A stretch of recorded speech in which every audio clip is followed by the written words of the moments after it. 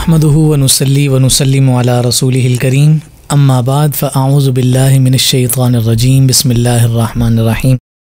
मुअज़्ज़ज़ सामीन व नाज़रीन अस्सलामु अलैकुम व रहमतुल्लाहि व बरकातुहू। आज अल्हम्दुलिल्लाह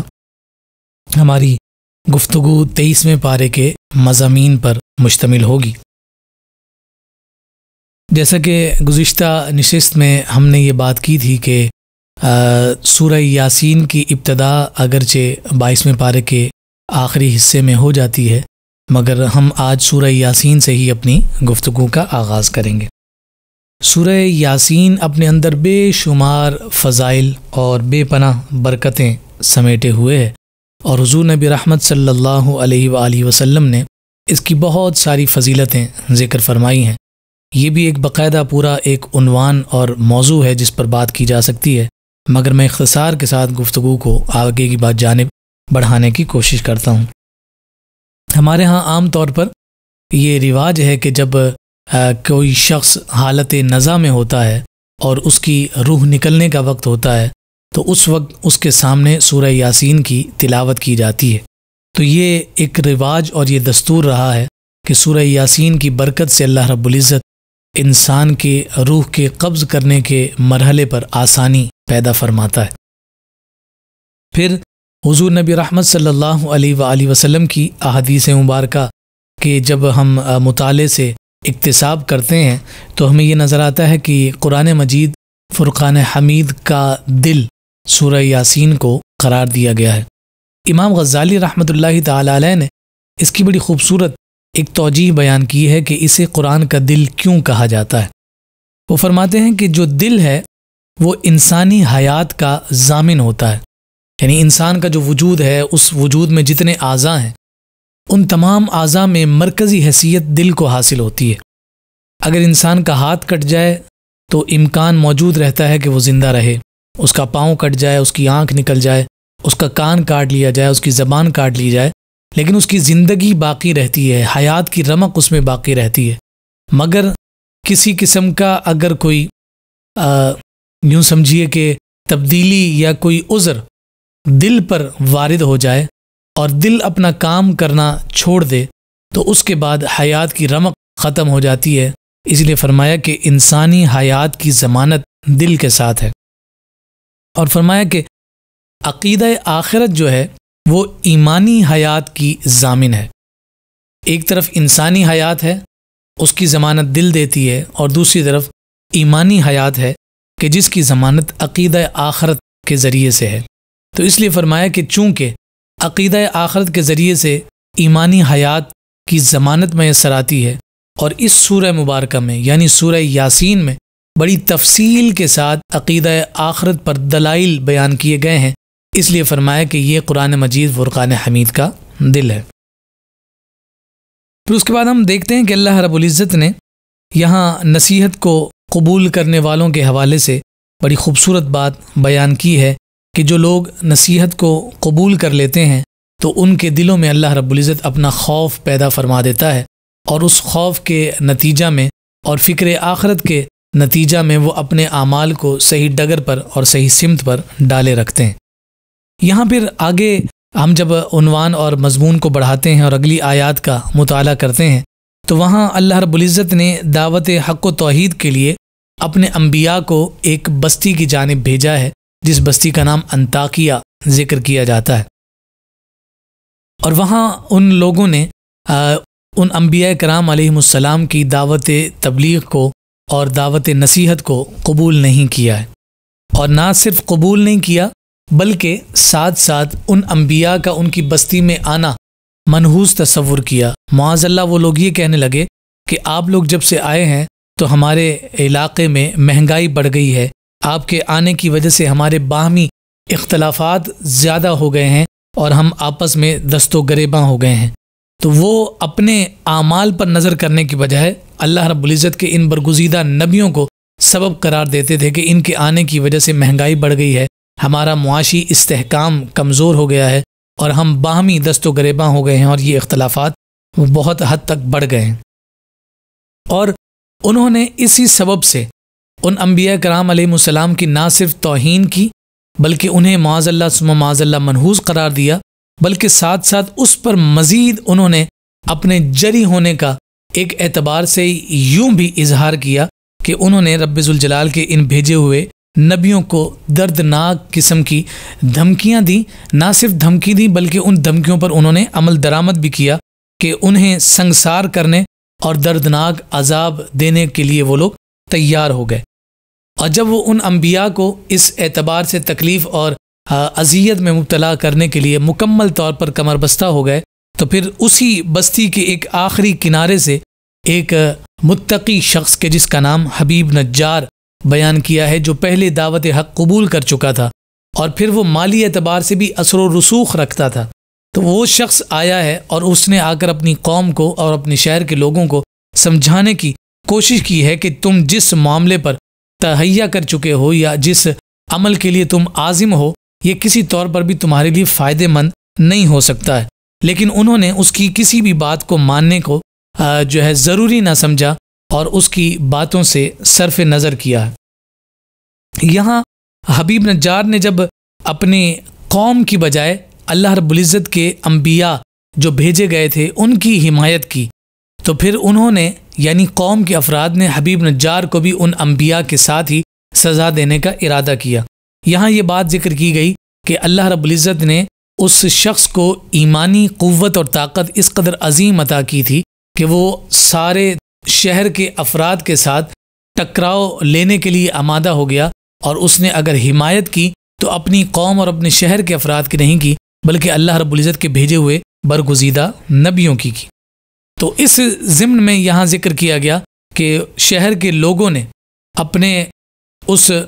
रज़ील किस्म का जो अज़म था उसे पूरा किया और उन अम्बिया को और इस शख्स को यानी जिसका नाम हबीब नज्जार बयान किया गया, इन तमाम को उन्होंने शहीद कर दिया। उसके नतीजा में अल्लाह रब्बुल इज़्ज़त ने फिर अपना अज़ाब नाजिल फरमाया और वो अज़ाब इस अंदाज़ में था कि शहर की फसील पर फरिश्ते ने खड़े होकर एक ज़ोरदार चीख मारी है, जिसके नतीजे में उनके कलेजे फट गए और वो लोग ठंडे होकर रह गए, यानी वो ख़त्म हो गए। अल्लाह रब्बुल इज़्ज़त ने उनके मुक़द्दर में हलाकत को लिख दिया।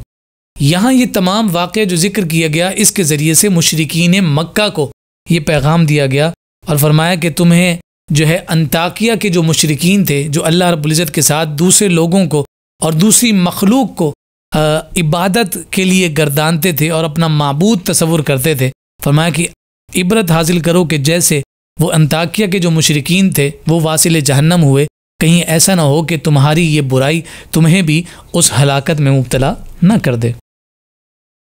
फिर अल्लाह रब्बुल इज़्ज़त ने यहाँ मज़ीद आगे बयान फरमाया है कि इन तमाम शहादतों के बाद, यानी ये जो शहादत पर हबीब नज्जार फाइज हुआ, तो अल्लाह रब्बुल इज़्ज़त ने उसे फिर जन्नत में दाखिल फरमाया और उसने जब अपनी आँखों से रब्बे ज़ुल जलाल की नेमतों का मुशाहिदा किया और जन्नत के बड़े बड़े महल्लात को देखा और अपने मस्कन को देखा, तो फिर वो बेख्तियार अपनी ज़बान से ये कहने पर मजबूर हो गया कि काश मेरी कौम के लोगों को इस बात का इल्म हो जाता कि जो काम उन्होंने मेरे साथ किया है उसके नतीजा में मैं कामयाब हो गया हूँ और मेरे रब्बे ज़ुल जलाल ने मेरी बख्शिश और मग़फ़िरत फरमाकर मुझे जन्नत में दाखिल कर दिया है। इस पूरे वाक़े को ज़िक्र करने के बाद अल्लाह रब्बुल इज़्ज़त ने कुदरत व जलालत के अपने बयान का एक और सिलसिला कायम फरमाया। फरमाया सूरज हों, चाँद हों, सैयारे हों, ये तमाम के तमाम कादिर मुतलक के नज़म के ताबे चल रहे हैं और ये मुमकिन ही नहीं है कि उनमें किसी किस्म का कोई फसाद पैदा हो जाए या टकराव पैदा हो जाए। तमाम के तमाम को अल्लाह रब्बुल इज़्ज़त ने एक दायरा कार दे दिया है, एक रूटीन दे दी है, एक शेड्यूल दे दिया है और एक किस्म के अहकामात उन्हें अता कर दिए हैं जिसके मुताबिक वो अपने तमाम किस्म के उमूर को सरंजाम दे रहे हैं। इसलिए फ़रमाया कि ये सूरज, चाँद, सैयारे कादिर मुतलक की जुमला अहकामात के ताबे होकर चल रहे हैं और ये रब्बे ज़ुल जलाल की सिफ़ात आलिया के अज़ीम आसार हैं और अज़ीम मज़ाहिर हैं। फिर उसके बाद रब्बे ज़ुल जलाल ने क़यामत के क़याम की मंजर कशी यहाँ पर बयान फरमाई है कि जैसे ही सूर फूंका जाएगा तो लोग अपनी कब्रों से निकलकर इतनी बड़ी तादाद में अपने रब के सामने हाजिरी के लिए चल पड़ेंगे कि वो गोया कि फिसलते हुए महसूस होंगे और वो बेइख्तियार पुकार उठेंगे कि हमें कब्रों से किसने निकाल बाहर किया है, हम तो कब्रों में इसलिए गए थे कि कोई भी अब के बाद हमें यहाँ से उठाने वाला ना होगा, लेकिन ये क्या हो गया कि हमें कब्रों से दोबारा उठाकर जिंदा करके खड़ा कर दिया गया है। फिर वो खुद ही इस बात को कहने पर मजबूर हो जाएंगे कि ये तो उसी रहमान के वादे की अमली तफसीर है कि जब हम दुनिया में मौजूद थे तो वो वादा हमें बार बार सुनाया जाता था, मगर हम उस वादे को यकीन नहीं करते थे, मगर आज तो वो वादा पूरा हो गया और वो अमली तफसीर के साथ हमारे सामने मौजूद हो गया। उस दिन वो फिर ये इकरार करने पर मौजूद हो जाएंगे और इस बात पर राज़ी हो जाएंगे और तैयार हो जाएंगे कि बेशक उन रसूलों ने तो जो कुछ कहा था वो तो आज सच हो गया। मगर रब्बुल ज़ुल जलाल ने यहाँ बयान फरमाया कि उस दिन उनका इकरार उनके किसी काम नहीं आएगा, क्योंकि वो दारे अमल से अब दारे जज़ा की जानिब मुंतकिल हो चुके हैं। उन्होंने जो नज़रियात, जो अकायद, जो एतक़ादात दुनिया में रखे थे, अब कल क़यामत के दिन यानी दारे जज़ा के दिन उन्हें उसका नतीजा और उसका समर बर्दाश्त करना होगा। अगर तो वो अल्लाह रब्बुल इज़्ज़त की बारगाह से इनाम याफ्ता ठहरे और उन्हें कब्र की राहत और सुकून ने उन्हें इस बात पर कायम फरमा दिया कि कल क़यामत के दिन वो अल्लाह रब्बुल इज़्ज़त की बारगाह से इनाम के हक़दार और सुरखरू होंगे, तो फरमाया कि वो इनाम आज उनके सामने रख दिया जाएगा और पेश कर दिया जाएगा। और अगर उन्हें दुनिया में जुटलाया, अल्लाह के नबियों की तकज़ीब की, उनका इस्तेहज़ा और मजाक उड़ाया, उनकी तालीमात को मानने से इनकार किया, तो फरमाया कि अब उनका समर उनके सामने है कि जैसा उन्होंने किया है आज वैसा ही उन्हें भरना होगा। जैसी करके आए हैं वैसी ही अब वो भरने के लिए तैयार हो जाएं। फिर उसके बाद अल्लाह रब्बुल इज़्ज़त ने जन्नत के अहवाल को ज़िक्र किया है कि वहाँ रहने वाले लोग कैसे शादां और फरहां होंगे और उनके किस किस्म के खूबसूरत मशागिल होंगे, और वो बग़ैर किसी तकलीफ़ के, बग़ैर किसी बेसुकूनी के, और यूँ समझिए कि बग़ैर किसी परेशानी के बिल्कुल इत्मीनान और सुकून के साथ अल्लाह रब्बुल इज़्ज़त की जन्नत की नेमतों पर वो अपने आप को फ़ख्र के साथ महसूस कर रहे होंगे और जन्नत की नेमतों के हुसूल पर अल्लाह रब्बुल इज़्ज़त के बारगाह से इनाम मिलने पर रब्बुल ज़ुल जलाल का शुक्र अदा कर रहे होंगे। फिर उसके बाद इस सूरह मुबारका के आखिर में अल्लाह रब्बुल इज़्ज़त ने एक जानिब इशारा इस तौर पर भी फरमाया है कि इस तरफ भी ज़रा नज़र और गौर और फ़िक्र और तदब्बुर ज़रूर करो कि जब तुम कुछ भी ना थे और फिर अल्लाह रब्बुल इज़्ज़त ने तुम्हें वजूद अता करने का इरादा फरमाया, तो फिर रब्बुल ज़ुल जलाल ने जब तुम्हें वजूद बख्शा है तो उसके लिए रब्बुल ज़ुल जलाल को कोई बहुत ज़्यादा प्लानिंग करने की हाजत और ज़रूरत नहीं पेश आई, बल्कि उसकी कुदरत तो ये है कि वो सिर्फ फरमाता है कुन, तो फिर उसका नतीजा फ़यकून होता है। यानी वो कहता है कि हो जा, तो फिर वो अमर उसी तरह से हो जाता है। फरमाया अपने रब की तक़दीस को बयान करो, उसकी तारीफ़ों को बयान करो और उसकी हम्द को ही गर्दानते हुए और अपनी ज़बान पर उस हम्द को जारी करते हुए ये तस्लीम कर लो कि तमाम कुदरतों और ताकतों का हकीकी मालिक रब्बुल ज़ुल जलाल है। फिर उसके बाद अगली सूरत सूरह साफ़ात है। ये मक्की सूरत है और इस सूरह में अल्लाह रब्बुल इज़्ज़त ने फ़रिश्तों का तज़किरा फरमाया है कि जो फ़रिश्ते दरबार खुदाबंदी में सफ़ दर सफ़ खड़े हैं, सफ़ बंदी का एहतमाम किए हुए कतार अंदर कतार खड़े हैं। तो फरमाया कि चूँकि जिस सफ़ों के ज़रिए से उनके नज़्म व नस्क़ को ज़िक्र किया गया, तो इस एतबार से इस सूरह मुबारक को सूरह साफ़ात कहा जाता है। और फिर इसके साथ ये बयान किया गया कि जो कतार अंदर कतार नज़्म व ज़ब्त के साथ फ़रिश्तों ने अपने रब की बंदगी के खूबसूरत मज़ाहिर पेश फरमाए हैं, तो फरमाया कि हयात इंसानी में भी कतार को उसी कदर अहमियत हासिल है कि जब हम अपनी बाजमात नमाज को देखते हैं, उसमें सफ़ों को देखते हैं, उसमें कतारों को देखते हैं, तो फिर हमें नज़र आता है कि जिस इबादत में इंतज़ाम व एहतमाम ज़्यादा होता है, नज़्म व नस्क़ ज़्यादा होता है, वो इबादत रब्बुल ज़ुल जलाल को ज़्यादा मकबूल और पसंदीदा होती है। फिर यहाँ इस करीने की जानिब भी ज़िक्र किया गया है कि जो शरीर किस्म के जिन्नात थे वो पहले आलम बाला में दाखिल हो जाया करते थे और वहाँ की ख़बरें वो सुनकर नीचे ज़मीन पर आकर फैलाया करते थे। तो इन आयात में अल्लाह रब्बुल इज़्ज़त ने फरमाया कि आलम बाला में जो उनका दाखिला है अब वो हमेशा के लिए बंद कर दिया गया है, और अब भी अगर कोई वो मलाए आला में चोरी छुपे जाने की कोशिश करते हैं तो फरमाया कि शहाब साक़िब के ज़रिए से उनका ताक़ुब किया जाता है और फिर उन्हें उन्हें मार भगाया जाता है। फरमाया कि वो दरवाज़े जो हैं मलाए आला के, आलम बाला के, वो शरीर जिन्नात के लिए हमेशा के लिए बंद कर दिए गए हैं। फिर उसके बाद अगली आयत में अल्लाह रब्बुल इज़्ज़त ने दोज़खियों के जो बाहमी लान तान के जो मुज़ाकरे होंगे उनका तज़किरा फरमाया कि उस दिन फिर अहलियान जो दोज़ख होंगे वो एक दूसरे को मोरिद इल्ज़ाम ठहरा रहे होंगे, एक दूसरे को ये बात कह रहे होंगे कि तुम्हारे सबब से हम यहाँ आए, जबकि पहले वाले कहेंगे कि नहीं तुम्हारा कसूर था, हमने तुम्हारी बात मानी थी तो हम इस अज़ाब के हक़दार ठहरे हैं। और साथ साथ जन्नतियों का जो बाहमी मुकालमा है उसको भी जिक्र किया गया कि वो जन्नती लोग अपने हम मजलिस दोस्तों के सामने बैठकर ये बात बयान कर रहे होंगे कि मेरा एक दोस्त दुनिया में हुआ करता था, वो मुझे इस बुराई की दावत देता था, वो मुझे अल्लाह रब्बुल इज़्ज़त के साथ शरीक ठहराने की बातें करता था, नबियों के रिसालत का इनकार करने पर उभारता था। और साथ वो कहेंगे कि अल्लाह का ये शुक्र हुआ कि मैंने अपने उस दोस्त की बात नहीं मानी और उसका नतीजा ये निकला कि मैं जहन्नुम से बच गया हूँ और आज मैं तुम्हारे दरमियान जन्नती होकर तुम्हारी इस खूबसूरत मजलिस में बैठा हूँ। और वो शख्स कि जो दुनिया में मुझे गुमराह और भटकाता था, न जाने आज वो कहाँ होगा। तो फिर उसे ये हुक्म दिया जाएगा कि ज़रा नीचे की जानिब झांको। तो वो अहले जन्नत जो हैं वो जब नीचे की सिमत देखेंगे तो जहन्नम की गहराइयों में वो उस अपने दोस्त को देख रहे होंगे कि वो जहन्नम की गहराइयों में पड़ा सड़ रहा होगा। तो उस वक्त फिर अहले जन्नत जो हैं वो अल्लाह रब्बुल इज़्ज़त की पनाह चाहते हुए रब्बे ज़ुल जलाल का शुक्र अदा कर रहे होंगे।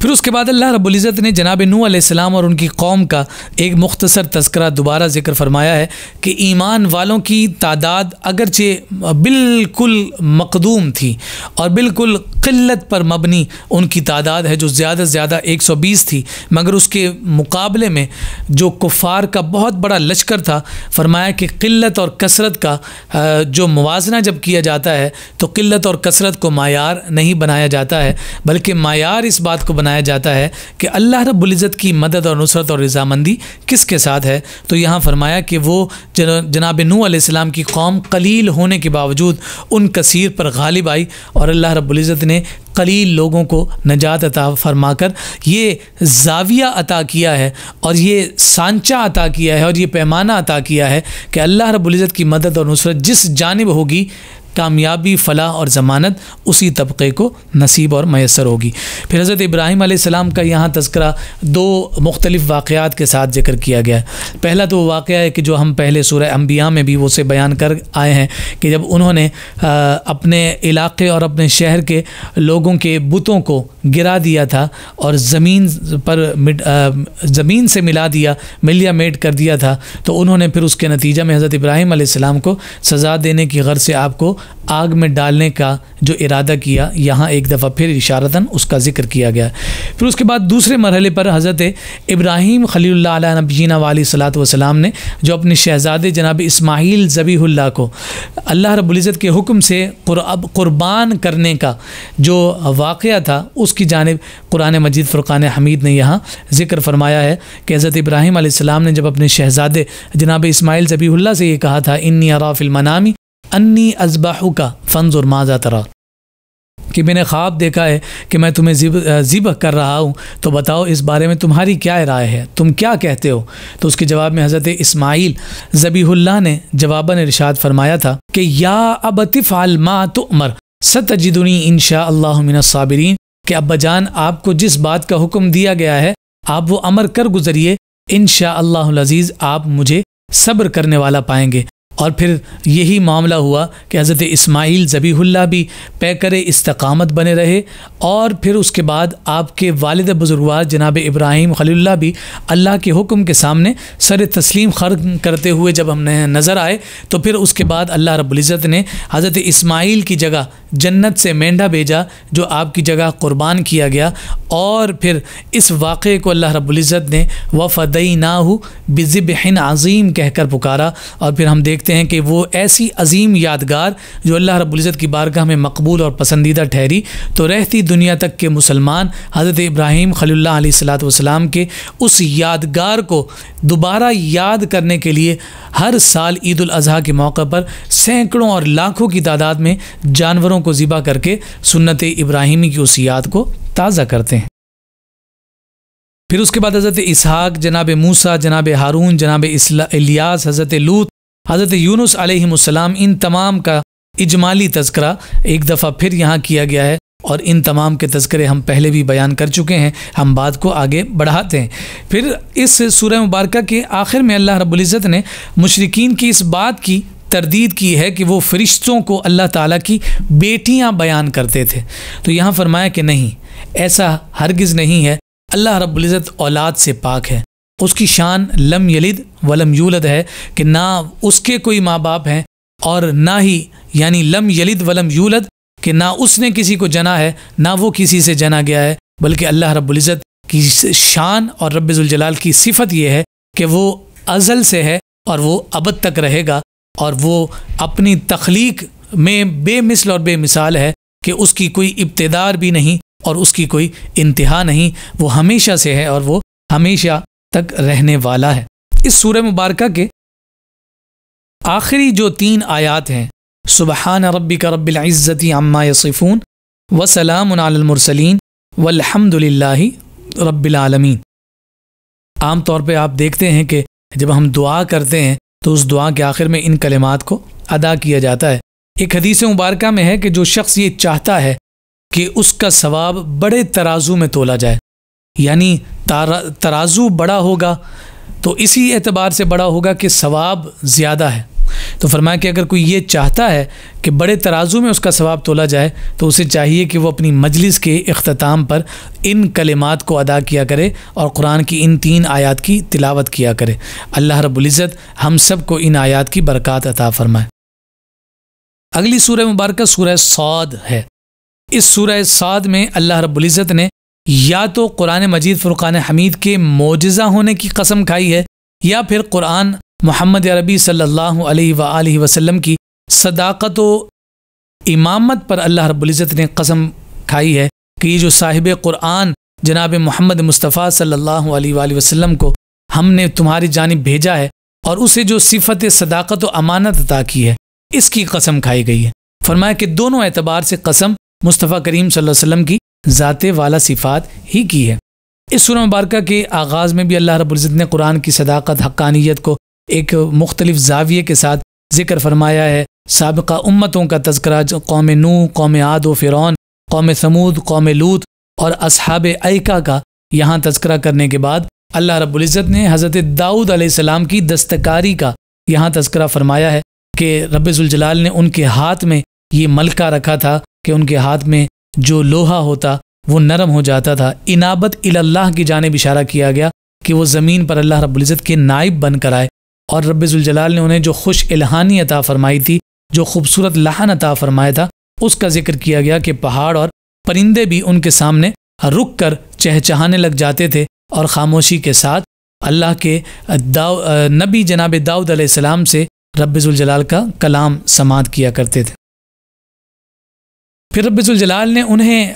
अक़ली एतबार से जो फ़रासत अता की थी, जो सल्तनत व हिकमत अता की थी, उसका तज़किरा करने के बाद एक मुक़द्दमे का ज़िक्र किया गया है कि आप अपने महल में लेटे हुए थे कि अचानक वहाँ 2 लोग दाखिल हो गए। आपको उनके अचानक दाखिले पर कुछ तशवीश हुई तो आपने उनसे दरियाफ़्त किया कि इस वक्त में तुम यहाँ क्या कर रहे हो। तो उन्होंने कहा कि हम आपसे अपने एक तनाज़ा का फ़ैसला करवाना चाहते हैं और आप हमारे दरमियान मुंसिफ़ होकर फैसला फरमाएं। आपने उनसे दरियाफ्त किया कि क्या फ़ैसला करना है, माजरा क्या है, तुम्हारा तनाज़ा क्या है। तो उनमें से एक शख्स ने कहा कि मेरे भाई के पास 99 दुम्बियाँ हैं, यानी शीप्स हैं। तो फरमाया कि मेरे पास 1 है और मेरा भाई ये कहता है कि वो जो 1 तुम्हारे पास है वो भी मुझे दे दो। तो ज़ाहिरी तौर पर यह नज़र आता था कि जिस भाई के पास 99 दुम्बियाँ या जो शीप्स थीं वो जालिम नज़र आता है कि जिसके पास 1 है वो उससे वो 1 भी लेने पर जो है उसे तैयार है, राज़ी है, आमादा है और वो उससे 1 भी गज़ब करना चाहता है। तो हज़रत दाऊद अलैहिस्सलाम ने वहाँ पर जिसके पास 99 दुम्बियाँ थी उसकी राय और उसका मौक़िफ़ सुनने की बजाय आपने पहले ही फ़ैसला फरमा दिया और आपकी ज़बान मुबारक से ये कलिमात निकले कि तुम ऐसा करके तुम अपने भाई के साथ ज़्यादती का इर्तिकाब कर रहे हो, क्योंकि तुम्हारे पास तो पहले ही इतनी ज़्यादा है और तुम ये 1 भी इससे लेना चाहते हो। जैसे ही आपकी ज़बान से ये कलिमात निकले तो फ़ौरन ही आपके जहन में ख्याल आया कि ये मैं गलत कर बैठा, मुझे दोनों फरीक के जो मौक़िफ़ हैं वो सुन लेने चाहिए थे। तो उस मौके पर उन्हें शदीद सदमा लाहिक हुआ और उन्होंने फ़ौरन अल्लाह रब्बुल इज़्ज़त की बारगाह में सजदा किया और अर्ज़ करने लगे, बारी ताला ये फ़ैसला सुनाने में मैं जल्दी कर बैठा हूँ। तो अल्लाह रब्बुल इज़्ज़त ने साथ यहाँ फरमाया कि हमेशा फ़ैसला करते हुए फ़रीक़ैन के मौक़िफ़ को ज़रूर सुन लेना चाहिए। फिर उसके बाद हज़रत अय्यूब अलैहिस्सलाम का यहाँ तज़किरा किया गया है। हम सब जानते हैं हज़रत अय्यूब अलैहिस्सलाम का सब्र बहुत ज़्यादा मारूफ़ और मशहूर है। अल्लाह रब्बुल इज़्ज़त ने उन्हें माल व दौलत अता फरमाया था, उन्हें बाग़ात अता किए थे और उन्हें माली एतबार से मुस्तहकम फरमाया था, मगर फिर उनकी आजमाइश का सिलसिला शुरू हुआ। जब उनकी आजमाइश शुरू हुई तो उनके बाग़ात तबाह बर्बाद हो गए, उनके जो जानवर थे वो सारे के सारे मर गए और उनकी अपनी ज़ात पर ऐसी आजमाइश आई कि आपका पूरा जिस्म जो है वो एक ऐसे मर्ज़ में मुब्तला हो गया कि पूरे जिस्म पर फोड़े निकल आए और उन फोड़ों में से की कराहियत की वजह से लोग आपसे दूर होते चले गए। यहाँ तक कि आपके अहले खाना ने भी आपकी तीमारदारी और आपकी खिदमत करने से रुख फेर लिया था और आप शदीद तकलीफ़ में थे। यहाँ तक कि अल्लाह रब्बुल इज़्ज़त ने फिर उनकी दुआ को कबूल फरमाया और उस दुआ को कबूल करने के बाद रब्बे ज़ुल जलाल ने फिर उन्हें हुक्म दिया कि आप जो है अपने पाँव को ज़मीन पर मारें और उस पाँव के मारने से ज़मीन से एक चश्मा जारी होगा, आप उस चश्मे के पानी से जो है वो गुस्ल करें और उसे पिएं, तो उसके नतीजे में अल्लाह रब्बुल इज़्ज़त आपको शिफा अता फरमा देगा। फिर इसी तरह से मार का मामला हुआ, उरकुद बिरिजलिक हाजा मुख्तसलुम बारिदुम व शराब। जब ये हुक्म आया तो उन्होंने फिर अपना पाँव ज़मीन पर मारा तो चश्मा जारी हुआ, उस चश्मे के पानी से अल्लाह रब्बुल इज़्ज़त ने हज़रत अय्यूब अलैहिस्सलाम को शिफा अता फरमाई। फिर इसी तकलीफ़ के अय्याम में उन्होंने एक कसम खा ली थी और वो कसम ये थी कि वो अपनी बीवी को 100 कोड़े मारेंगे। तो जब वो सही हुए, तंदुरुस्त हुए, शिफायाब हुए, तो उन्हें अपनी इस कसम पर नादानी शर्मसारी होने लगी और उस पर वो अल्लाह रब्बुल इज़्ज़त की बारगाह में अर्ज़ करने लगे, बारी ताला इस कसम से मुझे दूरी अता फरमाइए। तो अल्लाह रब्बुल इज़्ज़त ने फिर इस तदबीर को बयान फरमाया कि आप ऐसा करें कि बारीक बारीक 100 तिनकों को जमा कर लें और 100 तिनकों को जमा करके यकलक आप अपनी अहलिया को आहिस्ता से ज़रब मार दें। जो आपने उन्हें 100 कोड़े मारने की जो नीयत और कसम खा रखी है वो कसम आपकी पूरी हो जाएगी। फिर मुफस्सिरीन ने हज़रत अय्यूब अलैहिस्सलाम के हवाले से बहुत सारी इसराइली रिवायात को नकल किया है। हमें जो तफसीर की उम्महात कुतुब हैं उनमें बहुत सारी बनी इसराइल की रिवायात मिलती हैं। यहाँ मुफस्सिरीन ने ज़िक्र फरमाया कि उनमें हमें जो मायार रखना है वो मायार यही है कि उन रिवायात में से महज उन्हीं को ही कबूल किया जाएगा कि जो मकाम नबूवत की शायान शान हो। अगर कोई ऐसी बात और कोई ऐसा वाक़या जो इसराइलियात से लिया गया हो लेकिन वो शान नबूवत के ख़िलाफ़ हो तो फरमाया कि फिर उस वाक़े को और उस नकल को छोड़ दिया जाएगा। हज़रत इब्राहीम अलैहिस्सलाम और उनकी औलाद अमजाद का में जो अल्लाह रब्बुल इज़्ज़त ने जो अम्बिया भेजे हैं उनका तज़किरा किया गया है और उनका ज़िक्र करने के बाद रब्बे ज़ुल जलाल ने बतौर ख़ास एक दफ़ा फिर हज़रत इंसान की तख्लीक का तज़किरा किया है। हज़रत आदम अलैहिस्सलाम को जब पैदा किया गया, फिर उसके बाद जब हुक्म दिया गया कि इसे सजदा करो, तमाम ने सजदा किया, इब्लीस ने सजदा नहीं किया। यहाँ फिर उसी बात के जानिब इशारा किया गया कि हमने फिर उससे पूछा कि तुमने क्यों सजदा नहीं किया, तो उसने अपनी अक्ली तौजीह को बयान किया है। और फिर अक्ली तौजीह को बयान करने के बाद अल्लाह रब्बुल इज़्ज़त ने जब उसे रांदा दरगाह किया, उसने मोहलत मांगी, तो रब्बे ज़ुल जलाल की जानिब से उसे जो मोहलत दी गई उसका तज़किरा यहाँ एक दफ़ा फिर जिक्र किया गया है। हम बेशुमार मकामात पर इस वाक़े को जिक्र करके आए, लेकिन हमें ये ज़रूर सोचना चाहिए कि इसका सबब क्या है कि ये बार बार इसका तज़किरा किया गया है। हज़रत आदम अलैहिस्सलाम को जब जन्नत में मस्कन अता कर दिया गया, फिर शैतान ने उन्हें वहाँ बहकाया जिस दरख्त के करीब आपने नहीं जाना था, शैतान बहका कर उस दरख्त के करीब ले गया। फिर हज़रत आदम अलैहिस्सलाम की उस तौबा का पूरा किस्सा और पूरा वाक़या है। तो यहाँ जिक्र किया कि इस पूरे वाक़े से हमें दो बातें नज़र आती। एक तो ये है कि जब ख़ता हो जाए तो उस ख़ता को जब तस्लीम कर लिया जाता है तो इसका मतलब ये हुआ कि उसने जनाब आदम अलैहिस्सलाम की सुन्नत को ज़िंदा कर दिया कि गलती हो जाए तो फिर उसे तस्लीम कर लिया जाए, मान लिया जाए और अल्लाह रब्बुल इज़्ज़त की बारगाह में गिड़गिड़ाया जाए। तो वो फिर अल्लाह रब्बुल इज़्ज़त के बरगुज़ीदा जनाब आदम अलैहिस्सलाम की सुन्नत पर अमल करने वाला होगा। और साथ फरमाया कि अगर किसी से ख़ता हो जाए, गलती हो जाए, और अगर कोई उस पर कायम हो जाए, उस पर डट जाए और फिर उस पर वो अपनी अकली तावीलात को पेश करने लग जाए, तो फरमाया कि फिर वो जान ले कि वो अल्लाह रब्बुल इज़्ज़त के बरगुज़ीदा बंदों के रास्ते पर नहीं है, बल्कि वो रब्ब ज़ुल जलाल की बारगाह से और रब्ब ज़ुल जलाल की अजीम बारगाह से मलून करार देकर निकाला जाने वाला शैतान की उस रास्ते पर है, और उस रास्ते पर चलकर उसने अपने लिए अल्लाह रब्बुल इज़्ज़त के जो अजाब है उसे अपने ऊपर लाजिम कर लिया है। फिर अगली सूरत सूरह ज़ुमर है। सूरह ज़ुमर का माना है जमात और गिरोह। चूँकि इस सूरह मुबारका के आखिर में अल्लाह रब्बुल इज़्ज़त ने जन्नत और जहन्नुम में जब मुख्तलिफ गिरोह दाखिल हो रहे होंगे और उनकी रवानगी का सिलसिला होगा, तो उस रवानगी का जिक्र किया गया है। तो इस सबब से इस सूरह मुबारका को सूरह ज़ुमर कहा गया है। फिर मुशरिक जब ये कहा करते थे कि हम अपने माबूदों को इबादत के लिए इसलिए मुंतखब करते हैं कि वो हमें हकीकी रब के करीब कर देंगे, तो अल्लाह रब्बुल इज़्ज़त यहाँ बयान फरमाता है कि वो लोग झूठे हैं और काफिरों को रब्ब ज़ुल जलाल कभी भी राह हिदायत अता नहीं फरमाता है। फिर आगे की आयात में अल्लाह रब्बुल इज़्ज़त ने इंसान की तख्लीक को एक और अंदाज में ज़िक्र फरमाया है कि जब रब्ब ज़ुल जलाल माँ के पेट में इंसान को मस्कन अता करता है तो वो तह दर तह जुल्मतों में उसे रखता है। यहाँ ये मुफस्सिरीन ने जिक्र फरमाया कि वो 3 पर्दे होते हैं कि जिन 3 पर्दों में वो बच्चा अपनी माँ के पेट में रहता है। आज मेडिकल साइंस इस बात का ऐलान कर रही है और इस बात का इकरार कर रही है कि जो जनीन है यानी जो बच्चा है वो अपनी माँ के पेट में एक पर्दे में नहीं रहता, बल्कि अल्लाह रब्बुल इज़्ज़त ने उसे 3 तारीकियों में रखा हुआ है। और फरमाया कि वो इसी सबब से है कि वो दुनिया भर की जिस किस्म की कोई रोशनी है या दुनिया जहाँ का कोई भी मामला है, उससे वो जनीन जो है अपनी माँ के पेट में अपने इन 3 पर्दों के ज़रिए से मुहाफ़ज़त के साथ रहता है। फिर यहाँ अल्लाह रब्बुल इज़्ज़त ने एक मिसाल ज़िक्र फरमाई है, और वो मिसाल मुशरिकीन और मोमिनीन को एक दूसरे के दरमियान फ़र्क के तौर पर बयान की गई है। फरमाया कि एक शख्स है जो एक ही फ़र्द का ग़ुलाम है, और दूसरी सिमत एक ऐसा शख्स है कि जिसके बहुत सारे मालिक हैं और वो बहुत सारे लोगों का ग़ुलाम है। तो यहाँ ये पूछा गया कि बताओ कि वो शख्स बेहतर है कि जो एक ही की बात मानने का पाबंद है, या वो बेहतर है कि जो बहुत सारे आकाओं की बात मानने का पाबंद है। तो अक्ल यही कहती है कि जो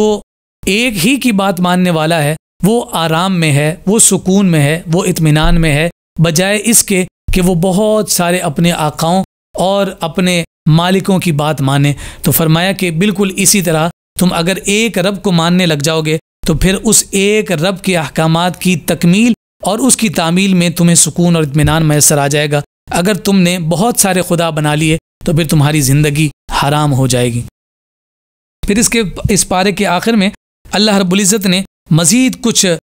मिसालों को बयान फरमाकर मुशरिकीन और मुस्लिमीन को एक दूसरे से जुदा फरमाया है, और साथ फिर ये ऐलान फरमाया कि ये कुरान अरबी है और इसमें किसी भी जिहत से कोई कजी नहीं है, कोई कमी नहीं है, इसमें कोई रैब नहीं है। ये हक़ और सच है। जो इस हक़ और सच के साथ जुड़ जाता है वो ख़ुद भी हक़्क़ानियत का अलमबरदार बन जाता है और वही मोमिन कामिल कहलाता है। अल्लाह रब्बुल इज़्ज़त हम सबको अमल की तौफ़ीक़ अता फ़रमाए, और इन मज़ामीन के ज़रिए से जो रुश्द व हिदायत का नूर हमें नसीब और मैसर हो रहा है, अल्लाह रब्बुल इज़्ज़त उसके सदक़े और तुफ़ैल हमारी दुनिया और आखिरत को अच्छा फ़रमाए। वस्सलामु अलैकुम व रहमतुल्लाहि व बरकातुहू।